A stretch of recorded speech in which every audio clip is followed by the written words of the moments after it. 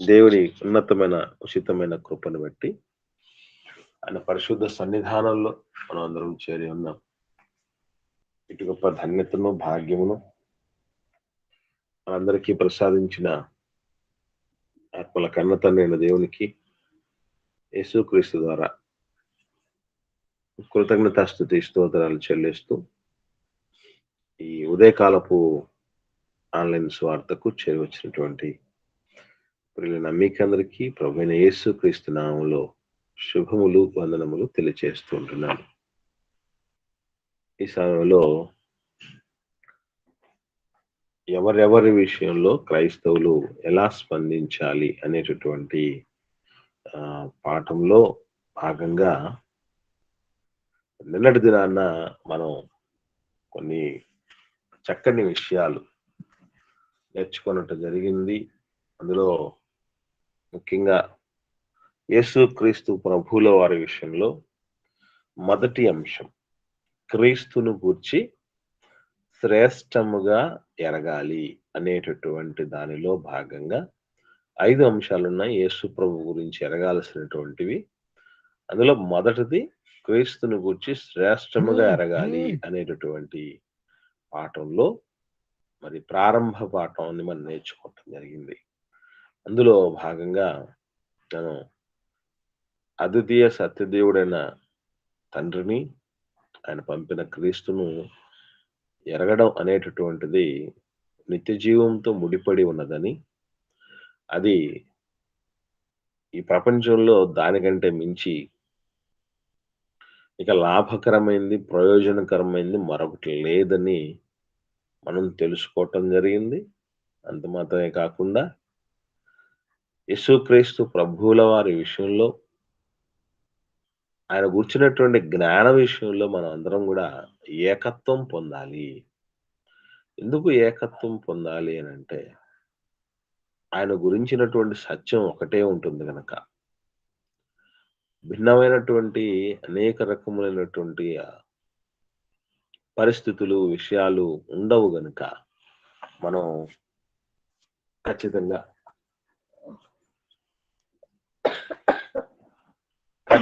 మనం యేసుక్రీస్తు గురించినటువంటి ఏకత్వం పొందవలసినటువంటి ఆవశ్యకత ఉన్నది.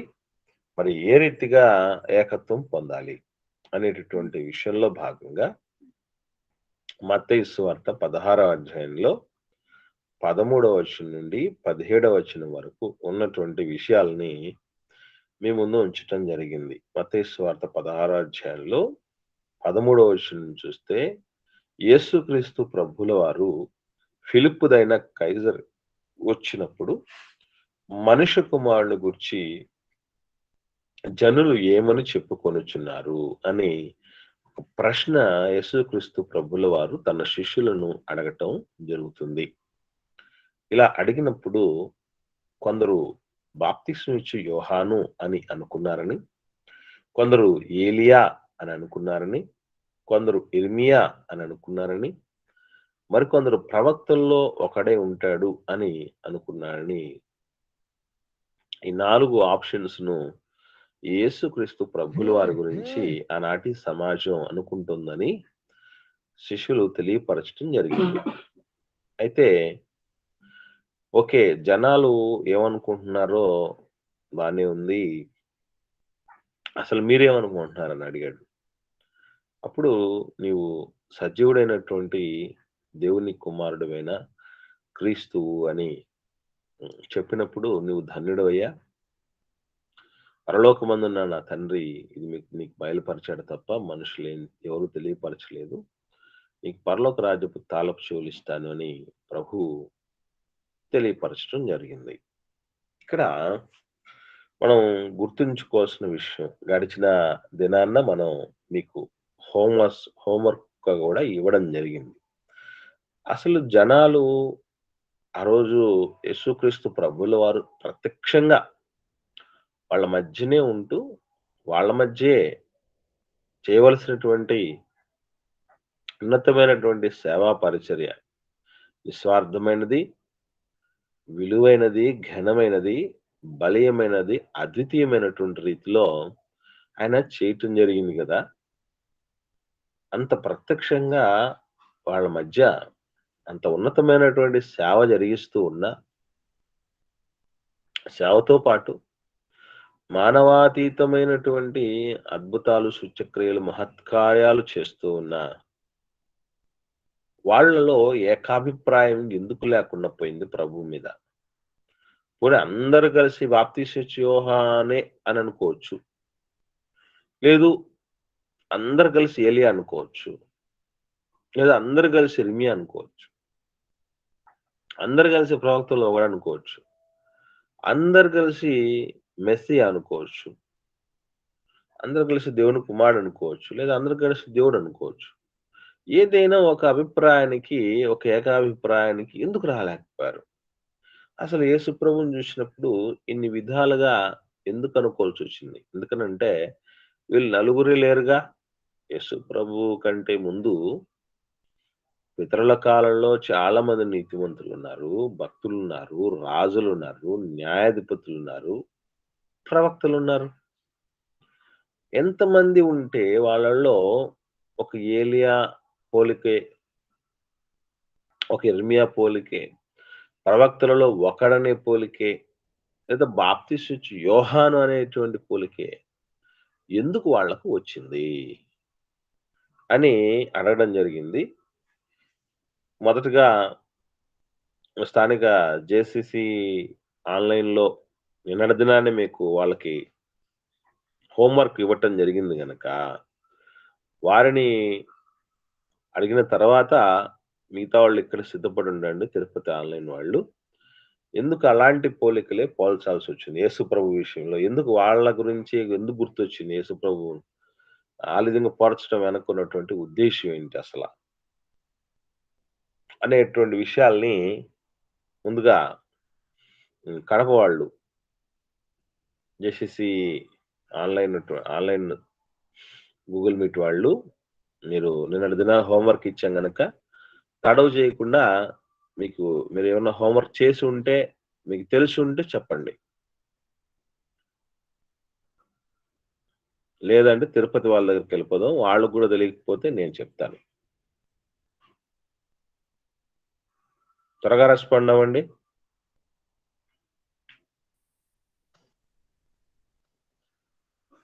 వందనాలన్నా. వందనాలు తమ్ముడు. చెప్పు నాన్న. అందరు ప్రవక్తలు అంటే దేవుని గురించి దేవుని మాటల్ని ప్రజలకు తెలియజేస్తా ఉంటారు.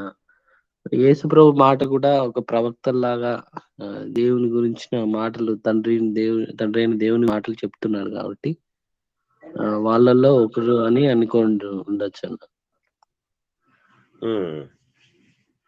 ప్రవక్తలాగా. ఓకే. ప్రవక్తల్లో ఒకరు అనుకోవడానికి ఇది కారణం. ఓకే. ఆ! రైట్. ఇంకా? వందనాలు పీటర్. చెప్పు నాన్న. బాప్తీసం ఇచ్చి యోహాను గారు గత కాలంలో హీరోద్ అన్న టైంలో హీరోద్గా చంపించారు కదన్నా. ఆయన బాగా దేవుని పని జరిగిచ్చారని చెప్పి ప్రజల్లో నానుడు ఉందండి. అయితే అదే విధంగా యేసుప్రభు గారు కూడా జరిగిస్తుంటే ఆయన ఈయన అనుకున్నారు కొంతమంది.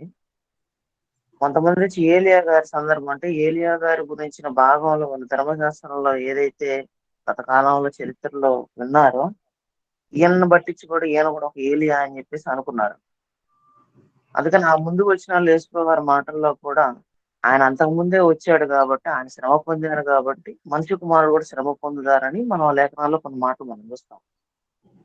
ఆ తర్వాత మూసే గారు చెప్పిన మాటలు జ్ఞాపకం చేసుకుంటారు. అందుకు ప్రవక్తల్లో ఒకడై ఉంటారని ఈ ప్రజల్లో చెప్పిన మాటలు అని అలా అనుకుంటున్నాను.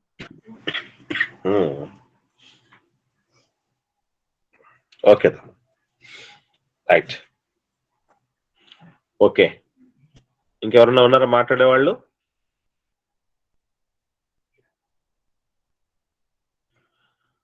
మంచిది. తిరుపతి గూగుల్ మీట్ వాళ్ళు మీకు ఎవరన్నా ఎందుకు ఇట్లా అనుకోవడానికి ప్రజలు ఏమై ఉంటాయి కారణాలనేది మీకేమన్నా ఐడియా ఉందా? ఏమైనా ఉంటే దయచేసి తెలియపరచండి. వందనాలన్నా. ఇందాక బ్రదర్ గారు చెప్పినట్టు వందాలమ్మా. యేసుక్రీస్తు వారిని కూడా ఒక ప్రవక్త అని అనుకున్నారు.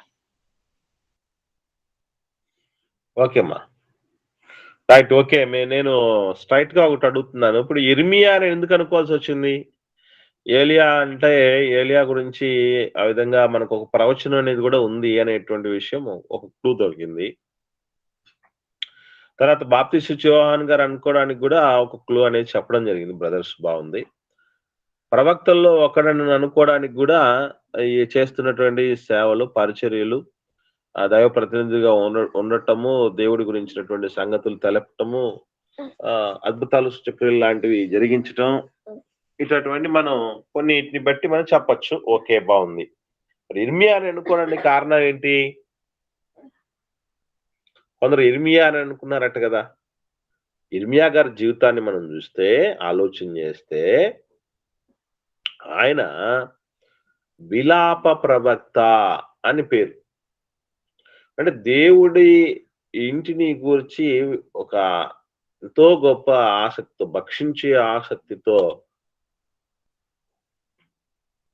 విలపించి, రోధించి మరి దేవుడి గురించి ఎన్నో చెప్పేటటువంటి మాటలు. అంటే ఇర్మియా గ్రంథం, విలాప వాక్యములు 2 కూడా ఇర్మియా గారు రాశారని అంటారు చాలా మంది.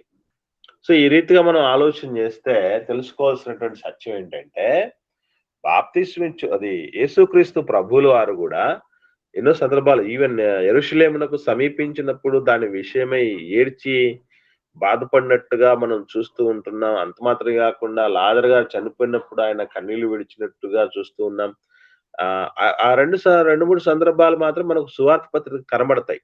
కానీ వాస్తవంగా శరీరధారి ఉన్న దినాలన్నింటిలో కూడా మహారోదన కన్నీళ్లతో తన మరణం నుంచి రక్షింపగల వానికి ప్రార్థనలు, యాచనలు సమర్పించి భయభక్తులు కలిగి ఉన్నందున ఆయన అంగీకరించబడ్డాడు అన్నటువంటి మాట హెబ్రీ పత్రిక 5వ అధ్యాయం 7వ వచనంలో మనం చూడగలం. సో మొత్తానికి యేసుక్రీస్తు ప్రభుల వారు కూడా ఇలాగ విలపించే పరిస్థితుల్లో ఉంటున్నాడు. ఆయన్ని తలపించి అలనాటి ఇర్మియా ప్రవక్తను తలపించినట్టుగా ఉంటున్నాడు అని మనకు అర్థమవుతుంది. ఇంకొక ప్రాముఖ్యమైన విషయం ఏంటంటే, వీళ్ళందరూ ఎవరో కాలం చేసినటువంటి పరిస్థితిలో ఉన్నోళ్లే కదా. ఇర్మియా గారు కాలం చేశారు, ఏలియా గారు కాలం చేశారు, బాప్తిస్టు యోహాన్ గారు కూడా చనిపోయారు. అప్పటికి యేసుప్రభు ఈ మాట అడిగే సమయానికి ఆయన చనిపోయాడు. మరి వీళ్ళు చనిపోయిన వాళ్ళ గురించి వీళ్ళే వచ్చారు అని మాట్లాడటం, వీళ్ళే యేసుప్రభు రూపంలో వచ్చాడని చెప్పటం, ఇదంతా ఏంటి అని ఆలోచన చేయగలిగితే, ఇశ్రాయేల్ సమాజం అలాగే అప్పుడున్నటువంటి రోమా ప్రభుత్వ అధికార పరిస్థితులు అవన్నీ కూడా ఘోరమైనటువంటి అంధవిశ్వాసాలతో, మూఢ విశ్వాసాలతో కూరుకుపోయాయి. ఇవి ఎలా చెప్పగలమని అంటే, అసలు యేసుక్రీస్తు ప్రభుల వారిని చూసినటువంటి ఒక దేశాన్ని ఏలేటటువంటి రాజు, హేరోదు రాజు ఏమని అనుకుంటున్నాడు ఒకసారి చూద్దాం. మార్కు సువార్త 6వ అధ్యాయము 16వ వచనం చూద్దాం. ఒకరు చదవండి. మార్కు సువార్త 6వ అధ్యాయం 16వ వచనం నుండి. హేరోదు విని, నేను తలగొట్టించిన యోహానే, అతడు మృతుల్లో నుండి లేచి ఉన్నాడని చెప్పెను. హేరోదు తన సహోదరుడగు ఫిలిప్పు భార్య అయిన హేరోదియను పెళ్లి చేసుకున్నందున, యోహాను, నీ సహోదరుని భార్యను చేర్చుకున్నట్టుకు నీకు న్యాయం కాదని హేరోదుతో చెప్పెను గనుక, ఇతడు ఆమె నిమిత్తము యోహానును పట్టి తెప్పించి చెరసాలలో బంధించి ఉండెను. హేరోదియా అతని మీద పగబట్టి అతన్ని చంపింపగోరెను గాని ఆమె చేత గాకపోయెను. ఎందుకనగా యోహాను నీతిమంతుడును పరిశుద్ధుడునగు మనుష్యుడని హేరోదు ఎరిగి అతనికి భయపడి అతని కాపాడుచూ వచ్చెను. మరియు అతని మాటలు వినినప్పుడు ఏమి చేయను తోచకపోయినను సంతోషంతో వినుచుండెను. అయితే తగిన దినమొకటి వచ్చెను. ఎట్లనగా హేరోదు ఇక్కడ గమనించగలిగితే మనం ప్రిల్లరా, సో ఒక దినం వచ్చింది. ఒక దినం వచ్చిన తర్వాత ఆయన్ని హేరోదియ కుమార్తె మన హేరోదు యొక్క జన్మదినం నాడు నాట్యమాడి అతన్ని రంజింపజేసి అతని దగ్గర మాట తీసుకొని మరి యోహాను తల కొట్టించి తెప్పించమని అడగటం అనేది మనకందరికి తెలుసు. ఆ విధంగా కళ్ళారా అవన్నీ జరిగాయి కదా ఇన్సిడెంట్స్. చంపేశారు వాళ్ళు. ఓకే. అయితే ఇన్ని పరిస్థితులు జరిగిన తర్వాత వాళ్ళు అనుకుంటున్న మాట ఏంటంటే, దేశాన్ని పరిపాలించే రాజు నేను తలగొట్టించిన యోహానే వచ్చాడు ఇక్కడ ఇతని రూపంలో అని అనుకున్నాడంటే, మనిషికి పునర్జన్మలున్నాయి. కోరికలు తీరక మరణించిన వాళ్ళు తిరిగి ప్రేతాత్మలుగా వస్తారు, మనుషుల్ని ఆవహిస్తారు, మరో రూపంలోకి వస్తారు అన్నటువంటి ఆలోచన రాజే చేస్తూ ఉంటే, దేశంలో ప్రజల్లో ఉన్నటువంటి ఒక మూఢాచారాలు, అంధ ఆచారాలను, అపరిపక్వతను పారద్రోలి వాళ్ళలో విజ్ఞాన జ్యోతులు వెలిగించాల్సినటువంటి వాడు, వారిలో ఆధునికతను తీసుకురావాల్సినటువంటి వాడు, అట్లాంటి పరిస్థితుల్లో ఉన్న రాజే ఈ రీతిగా ఆలోచన చేస్తూ ఉంటే, ఇక ప్రజలు ఆలోచన చేయటంలో తప్పే లేదు. ఇకపోతే చరిత్రలో మనం చూస్తే కొందరిని నేను ఇలాంటి వాళ్ళని పంపిస్తాను అని దేవుడు చెప్పాడు. ఉదాహరణకి మనకు మోషే గారితో మాట్లాడుతూ చెప్పిన మాట మనకు తెలుసు. ఏమని అంటే, నీ వంటి ప్రవక్తను నీ సహోదరుల నుంచి నీ కొరకు నేను పుట్టిస్తాను అనే మాట మనకు ద్వితీయోపదేశకాండం 18వ అధ్యాయము 18వ వచనంలో కనబడుతుంది. ద్వితీయోపదేశకాండం 18వ అధ్యాయం 18వ వచనంలో మనకు క్లారిటీగా కనబడుతుంది. అక్కడ మోషే వంటి ప్రవక్తను పుట్టిస్తాను అని దేవుడు చెప్పినట్టు. అంటే మోషే వంటి ప్రవక్తను అన్నాడంటే ఇటు మోషేని మళ్ళీ పుట్టిస్తాడన్నా? నో. మనుషులకు మరో జన్మ ఏమి లేదు. కానీ చాలా స్పష్టంగా పరిశుద్ధ గ్రంథం సెలవిచ్చేది ఏంటంటే, ఒకసారి హెబ్రీ పత్రిక 9వ అధ్యాయము 27వ వచనం చూద్దాం.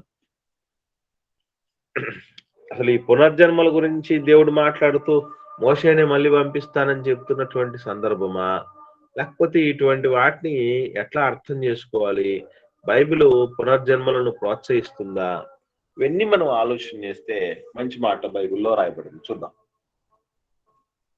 చదవండి.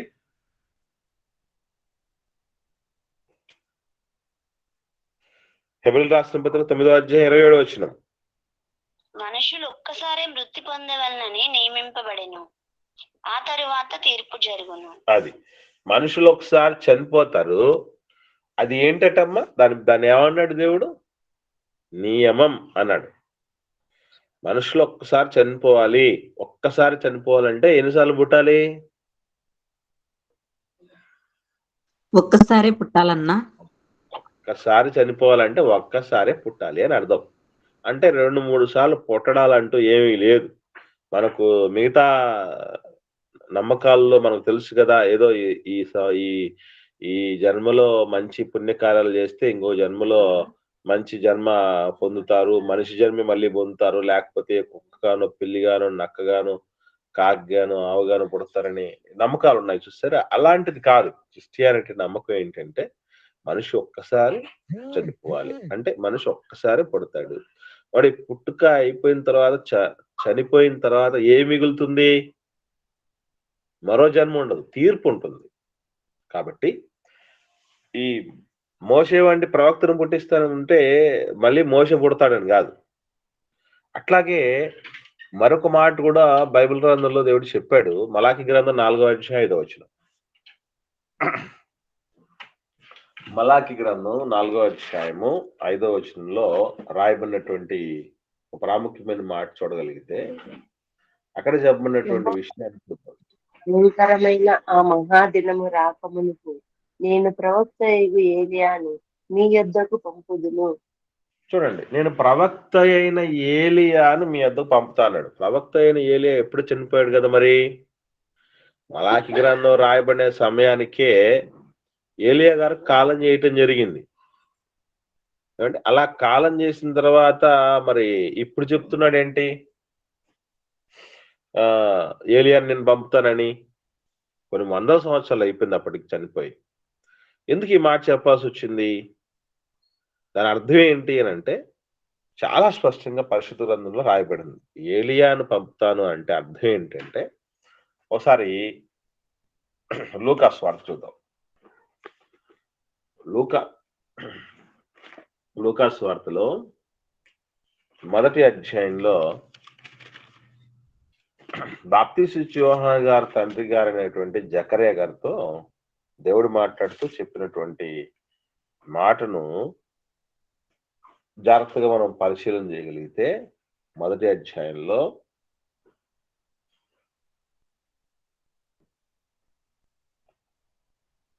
17వ వచనం చూద్దాం. 17వ వచనం, మొదటి అధ్యాయం 17వ వచనం చూడగలిగితే, అతడు తండ్రుల విషయములను పిల్లల తనకును అవిధేయులను నీతిమంతుల జ్ఞానమును అనుసరించుటకును త్రిప్పి ప్రభువు కొరకు ఆయుత్తపడి ఉన్న ప్రజలను సిద్ధపరచుటకై ఏలియా యొక్క ఆత్మయు శక్తియు గలవాడై ఆయనకు ముందుగా వెళ్ళును గనుక నీకు సంతోషమును మహా ఆనందమును కలుగును. అతడు పుట్టినందున అనేకులు సంతోషింతురనెను. ఇక్కడ మనం బాప్తీసు యోహాను గారి యొక్క జన్మ కొరకు దేవుడిస్తున్నటువంటి యొక్క వాగ్దానం లేదా భరోసా గురించి దేవదూత మాట్లాడుతూ జకర్యా గారితో చెప్తున్నటువంటి మాట ఏంటంటే, బాప్తిస్మమిచ్చి యోహాను గారు ఏలియా యొక్క ఆత్మ శక్తి గలవాడై ఆయనకు ముందుగా వస్తాడు. అంటే ఏలియా యొక్క టెంపర్మెంట్, ఏలియా యొక్క గుణగణాలు, ఏలియా యొక్క లక్షణాలు ఏవైతే ఉంటున్నాయో అదే లక్షణాలతో పుడతాడు వ్యక్తి అని చెప్పడం. అంటే మోషే వంటి ప్రవక్త అంటే మోషే గారికి ఉన్నటువంటి లక్షణాలతో వస్తాడు మరొక ఆయన అనేటటువంటి విషయం తప్ప మోషేని మళ్ళీ పుడతాడని కాదు. ఏలియాను పంపుతానని మలాకి గ్రంథంలో చెప్పాడు కదా, అలా ఆ మాటకు అర్థం ఏంటంటే మళ్ళీ ఏలియా పుడతాడని కాదు, ఏలియా యొక్క శక్తి, ఏలియా యొక్క ఆత్మతో, ఆ స్పిరిట్ తో బాప్తీసు యోహాను గారు వస్తారు అన్నటువంటి మాట. దీన్నే ప్రపంచం అంతా అందరూ కూడా ఎదురు చూస్తున్నారు. యూద సమాజం, ఇశ్రాయేల్ సమాజం అంతా కూడా కొందరి కోసం ఎదురు చూస్తూ ఉంటున్నారండి. ఆ ఎదురు చూస్తున్నారు గనుకనే వాళ్ళందరూ ఏమని అడిగారు, బాప్తీసు యోహాను గారి దగ్గరకు వచ్చినప్పుడు ఎవరన్నా కొంచెం స్పెషల్ గా ఒక ప్రత్యేకంగా ప్రజల్లో అందరితో పాటు కలిసిపోకుండా, నలుగురితో పాటు కలిసిపోయే పరిస్థితిలో కాకుండా ప్రత్యేకమైనటువంటి రీతిలో రోషం కలిగి దేవుని కోసం వాళ్ళు గళ్ళమెత్తుతూ ఉంటున్నప్పుడు, వాళ్ళు ఒక విప్లవాత్మకమైనటువంటి స్థితిలో అనేకులైనటువంటి శిష్యగణాన్ని సమకట్టుతూ ఉంటున్నప్పుడు, ఇతడు ఏదో సంథింగ్ స్పెషల్ అనే ఉద్దేశంతో వాళ్ళు ఎవరు అలాగా స్పెషల్ గా కనబడినా ఒక కన్ఫర్మేషన్ కోసం డైరెక్ట్ గా వాళ్ళని కూడా వచ్చి అడిగినటువంటి సందర్భాలు ఉన్నాయి. యేసుప్రభువు కూడా చెప్పారు, నువ్వెవరో చెప్పు అని అడిగారు. ఈవెన్ బాప్తీసు యోహాను గారిని కూడా ఏమని అడగడం జరిగింది అని అంటే, ఒకసారి చూడండి ఒకసారి వీళ్ళు ఆ విధంగా అనుకోవడానికి కారణాలు ఏంటి అన్నటువంటి విషయం. ఒకనాడు మలాకి గ్రంథంలో ఏలియా గారి గురించి చెప్పినటువంటి సందర్భం, అట్లాగే ఈవెన్ బాప్తీసు యోహాను గారు ఏ విధంగానైతే ఎక్కడే కానీ ఎవరికి విషయంలో మొవాటం లేకుండా ఉన్నది ఉన్నట్టుగా మాట్లాడుతూ కుండబద్దలు కొట్టినట్టుగా రోషం కలిగిన వాడే ఉంటాడు. ఇదే యేసు ప్రభులో కూడా కనబడుతుంది కనుక అలా అనుకోవడానికి అవకాశం ఉంది. సో ఇంకా మరికొన్ని విషయాలు మనం ఆలోచన చేయగలిగితే, ప్రతి సందర్భంలో అంటే పాత నిబంధనలో ప్రత్యేకంగా ఎవరైతే కనబడతారో వాళ్ళని ఏమని అడిగేవాళ్ళో అలనాటి యూద సమాజం ఒక్కసారి మనం చూద్దాం. మొదటి అధ్యాయం యోహాను సువార్త మొదటి అధ్యాయము 19వ వచనం నుండి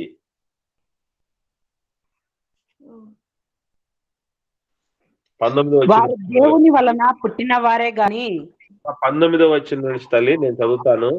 నీవెవడవని అడుగుటకు యూదులు యెరూషలేము నుండి యాజకులను లేవీయులను యోహాను వద్దకు పంపినప్పుడు అతడిచ్చిన సాక్ష్యం ఇదే.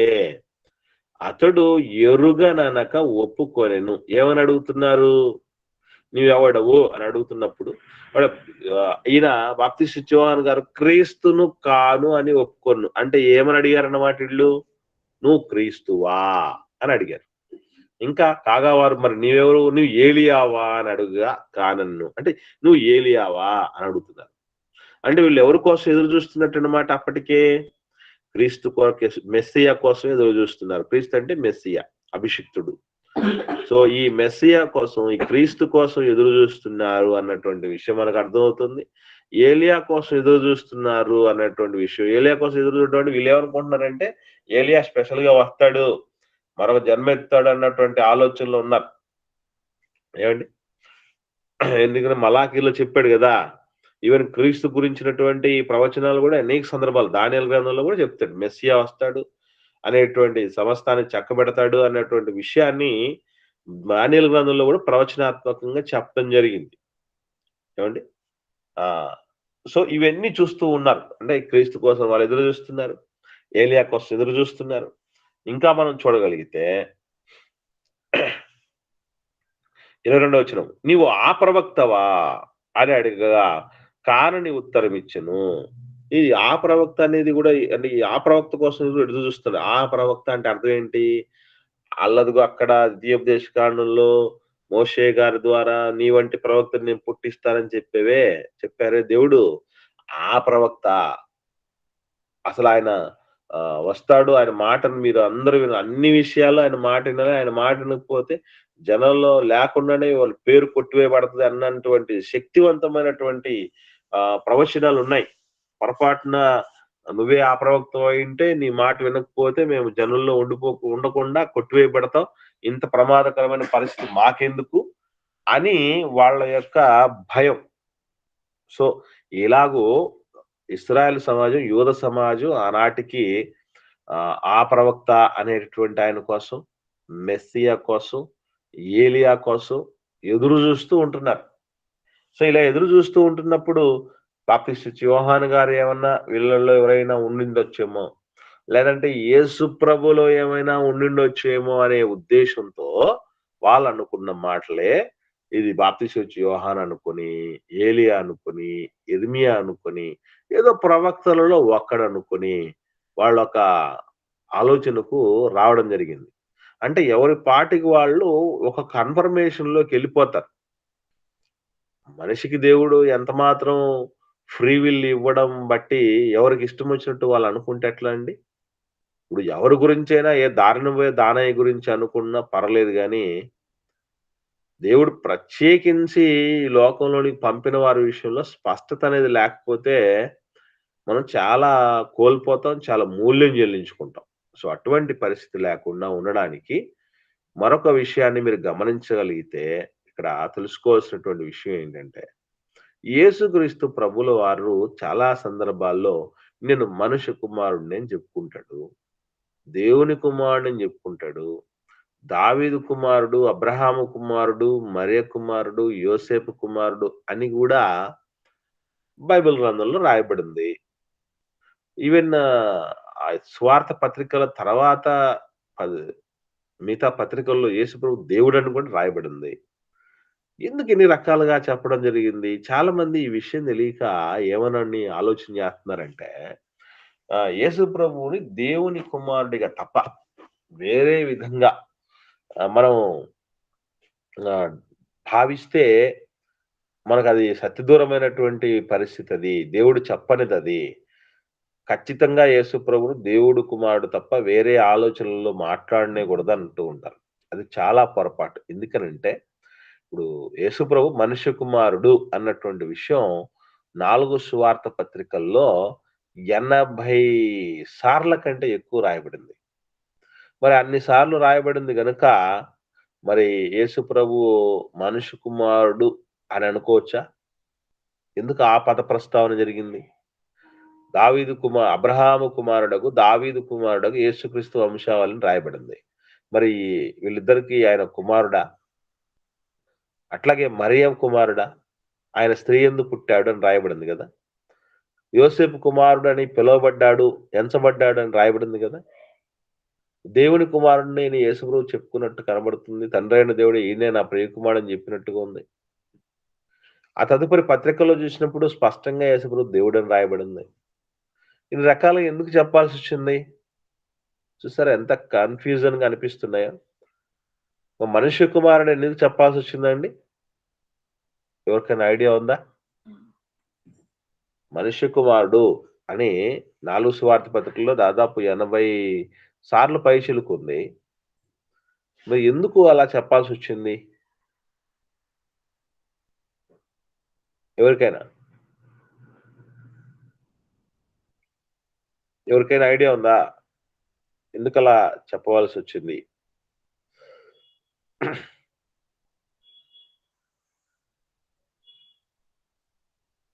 అందరు లైన్‌లో ఉన్నారా? అంటే నేను కూడా రక్త మాంసాలతో పుట్టానని చెప్పడానికి అలా అన్నారనుకుంటున్నా. నేను మీలాంటి శరీరాన్ని ధరించుకొని వచ్చాను అని చెప్పడానికి. Very good. అన్ని విషయాల్లో మరి రక్త మాంసంలో యేసుక్రీస్తు పాలి భాగస్థుడై ఉన్నాడు. దాసుని రూపము ధరించుకున్నాడు. నరుని రూపంలో వచ్చాడు. తగ్గించుకున్నాడు, మహిమను విడిచాడు అని చెప్పటానికి సంబంధించి ఆ పద ప్రస్తావన జరిగింది. అంత మాత్రం చేత ఆయన మనుష్య కుమారుడు మాత్రమే, అంతకు మించి ఏది కాదు అని ఎవరైనా మాట్లాడాడంటే దాన్ని మూర్ఖత్వం అని అంటారు. అట్లాగే యేసుక్రీస్తు ప్రభుల వారు దేవుని కుమారుడని కూడా పిలువబడ్డాడు. దేవుని కుమారుడని మాత్రమేనని మాట్లాడుతున్నారంటే మరి మనం కూడా దేవుని కుమారులమే. ఇప్పుడు మనం ఆయన సమానమేనా? అబ్రహాము పుట్టక మునిపే ఆయన ఉన్నాడట. అసలు లోకమే పుట్టక ముందు ఆయన మహిమలో ఉన్నాడట దేవుడితో. అది బైబిల్లో చాలా స్పష్టంగా యేసుప్రభు మాటలోనే కనబడతాయి. నువ్వు నేను ఆ రీతిలో ఉన్నామా మరి? దేవుడి దగ్గర మహిమలో ఉన్నామా మరి? అప్పుడు ఆయన కార్చినటువంటి ఆయన జీవితంలో మనం చూడగలిగితే ఎన్నో స్పెసిఫికేషన్స్ మనకు కనబడతాయి. ఏ రోజు కూడా ఎక్కడే గాని యవన ప్రాయంలో ఉన్నప్పటికీ ఎక్కడ పాపం చేసేట్టు మనకు కనబడదు. అందరి పాపాల ప్రక్షాళన నిమిత్తం తన ప్రాణాన్ని పడంగా పెట్టినటువంటి పరిస్థితులు మనం చూస్తూ ఉంటున్నాం. ఏమండి? దాన్ని పెట్టి మరలా తీసుకున్నట్టుగా అధికారం కలిగిన వాడుగా చూస్తూ ఉంటున్నాం. గాలిని సముద్రాన్ని గద్దించి వాటిని నిమ్మలపరిచిన వాడుగా చూస్తూ ఉంటున్నాం. చనిపోయినటువంటి వారిని తిరిగి లేపినట్టుగా చూస్తున్నాం. మరి మనం కూడా దేవుని కుమారులమే కదా! మనం ఆ పని ఎందుకు చేయలేకపోతున్నాం? అంటే ఆయన ప్రత్యేకతలు సొలొమోను కంటే గొప్పవాడు, దేవాలయం కంటే గొప్పవాడు, ప్రవక్త కంటే గొప్పవాడు అని మాట్లాడుతూ ఉన్నటువంటి సందర్భాలు కూడా ఉంటున్నాయి పరిశుద్ధ గ్రంథంలో యేసుప్రభు మాటల్లోని స్వయంగా.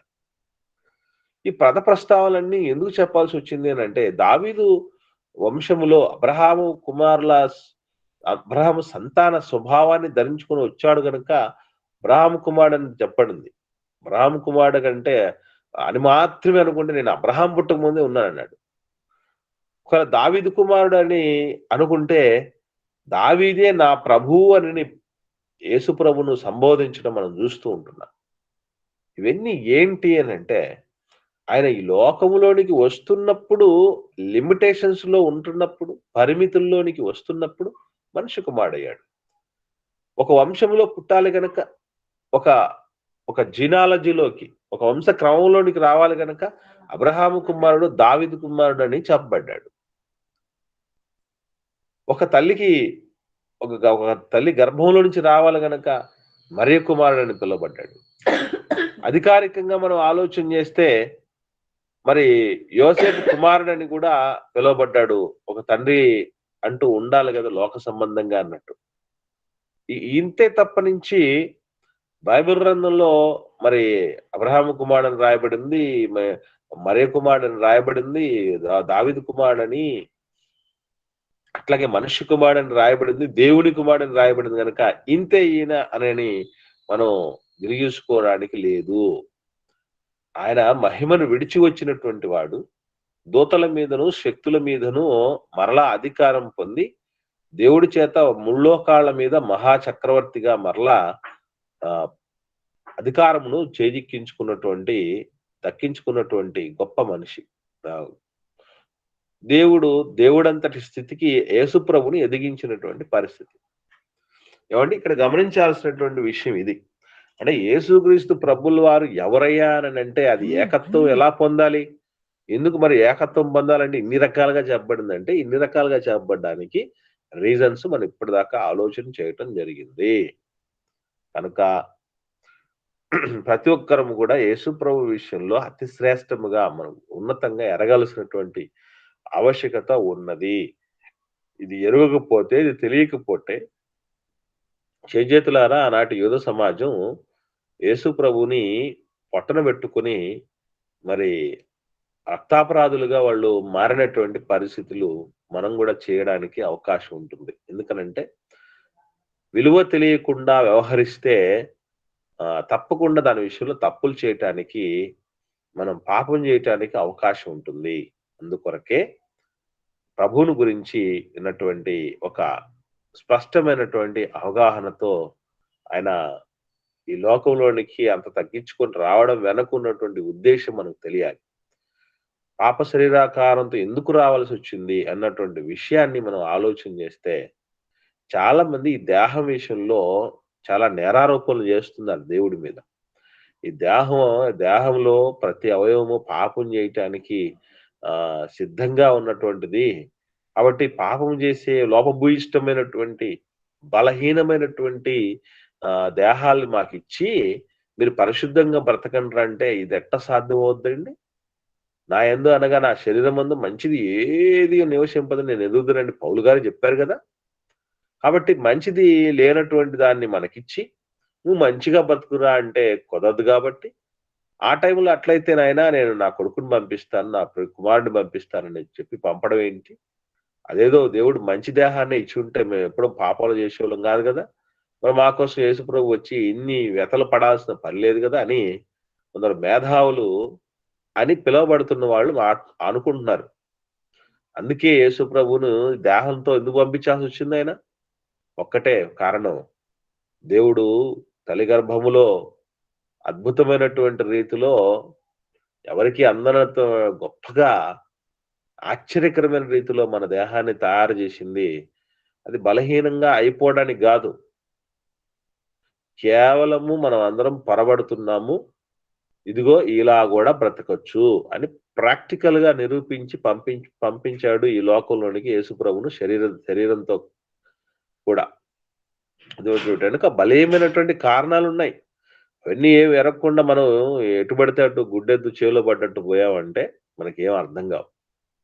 అందుకే ప్రియులారా దయచేసి గమనించండి, యేసుక్రీస్తుని గురించి మనం మరింత శ్రేష్టముగా ఎరగవలసినటువంటి ఆవశ్యకత ఉంటున్నది. అలా ఎరిగే క్రమములో ఆయన మనిషి కుమారుడు అనేది కరెక్ట్, దావీదు కుమారుడు అనేది కరెక్ట్, అబ్రహాం కుమారుడు అనేది కరెక్ట్, మరియ కుమారుడు, యోసేఫ్ కుమారుడు అంచబడ్డాడు అనేది కరెక్ట్, దేవుని కుమారుడు అనేది కరెక్ట్, దేవుడు అనేది కూడా కరెక్టే. ఎందుకోనంటే ఆయన ఆయా పాత్రలో ఒదిగిపోయి మరీ తన దైవత్వాన్ని, తన అద్వితీయతను చాటుకోవటం జరిగింది. కనుక యేసుప్రభుని గురించినటువంటి ఏకత్వం మనం అందరం పొందాల్సినటువంటి ఆవశ్యకత ఉంటుంది. ఇంకా రేపటి దినం నుంచి కూడా క్రీస్తు యొక్క అధికారమునకు క్రైస్తవులు లోబడాలి అనేటువంటి విషయాన్ని, ఆ తర్వాత అన్నింటిలో క్రీస్తుకు ప్రథమ స్థానం ఇవ్వాలన్నటువంటి విషయం, క్రీస్తు అడుగుజాడలు యందు నడవాలి అన్నటువంటి విషయం, క్రీస్తును ఘనపరచి స్తుతించాలన్నటువంటి విషయాల మీద మనం స్పష్టత కలిగి ఉండడానికి ప్రయత్నం చేద్దాం. ఇప్పటి వరకు విన్న దానిలో ఎవరికైనా ఏమన్నా సందేహాలు ఉంటే దయచేసి అడగండి. లేని పక్షాన ఒకరు ప్రార్థించండి. ఆశీర్వాదంతో ముగించుకుందాం.